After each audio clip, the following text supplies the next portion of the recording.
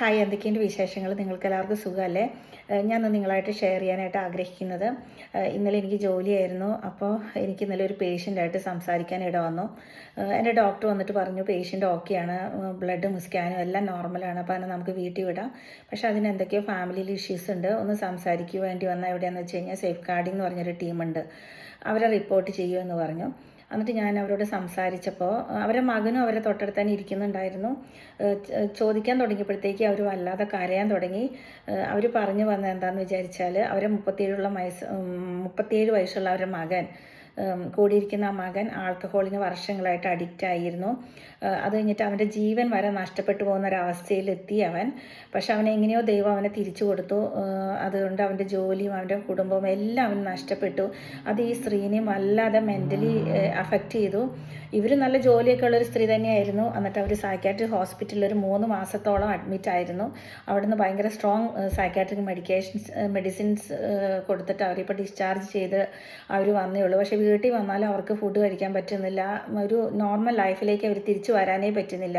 ഞാൻ വിചാരിച്ചിരുന്നത് ഇങ്ങനെയുള്ള പ്രോബ്ലംസ്, ഈ ആൽക്കഹോളും അതും കൊണ്ടൊക്കെ ഉള്ള പ്രശ്നങ്ങൾ നമ്മുടെ ഇടയിൽ മാത്രമേ ഉള്ളൂ, നമ്മളെ മാത്രമാണ് ഇങ്ങനെ അഫക്റ്റ് ചെയ്യുന്നുള്ളൂ. അത് മറ്റുള്ളവരൊക്കെ കുറച്ചും കൂടി സ്ട്രോങ് ആണ്. പ്രത്യേകിച്ചും ഇവിടെയൊക്കെ ഇംഗ്ലീഷ് രാജ്യങ്ങളിലൊക്കെ അതൊക്കെ ഒരു സോഷ്യൽ ലൈഫിൻ്റെ ഒരു പാർട്ടാണല്ലോ, അവർക്കൊന്നും അത്ര പ്രശ്നങ്ങളൊന്നും ഇല്ല എന്നാണ്.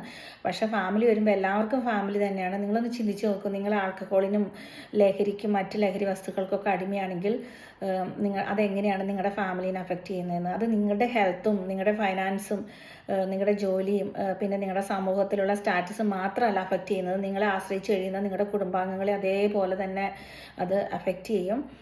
അപ്പം നിങ്ങൾ വിചാരിക്കും നിങ്ങളുടെ ഇങ്ങനെയുള്ള ഈ ആൽക്കഹോളിസം അതൊക്കെ നിങ്ങൾ വിചാരിച്ചു കഴിഞ്ഞാൽ നിങ്ങൾക്ക് സ്റ്റോപ്പ് ചെയ്യാൻ പറ്റും. പലരോട് സംസാരിച്ചാലും പറയുമോ അതൊക്കെ എനിക്ക് സ്റ്റോപ്പ് ചെയ്യാൻ പറ്റും, ഞാൻ വിചാരിക്കാണ്ടാണെന്ന്.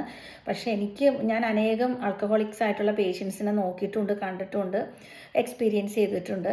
അതിൽ നിന്ന് എനിക്ക് മനസ്സിലായത് എന്താണെന്ന് വിചാരിച്ചാൽ, നിങ്ങൾക്കത് സ്റ്റോപ്പ് ചെയ്യണമെന്ന് ആഗ്രഹം ഉണ്ടെങ്കിൽ തന്നെയും നിങ്ങളുടെ ബോഡി അത് ആവശ്യപ്പെട്ടുകൊണ്ടിരിക്കും. നിങ്ങൾ ഭയങ്കര ഒരു അഡിക്ഷനിൽ ആൽക്കഹോളിക് അഡിക്റ്റ് ആണെങ്കിൽ അപ്പോൾ നിങ്ങൾക്ക് പ്രോപ്പറായിട്ട് ട്രീറ്റ്മെൻറ്റോ കൗൺസിലിങ്ങോ ഒരു ഡോക്ടറുടെ ഹെൽപ്പ് ഇല്ലാതെ സ്റ്റോപ്പ് ചെയ്യാൻ ഭയങ്കര ബുദ്ധിമുട്ടാണ്. അത് വളരെ ഒരു ഡിഫിക്കൽട്ട് ടാസ്ക്കാണ്.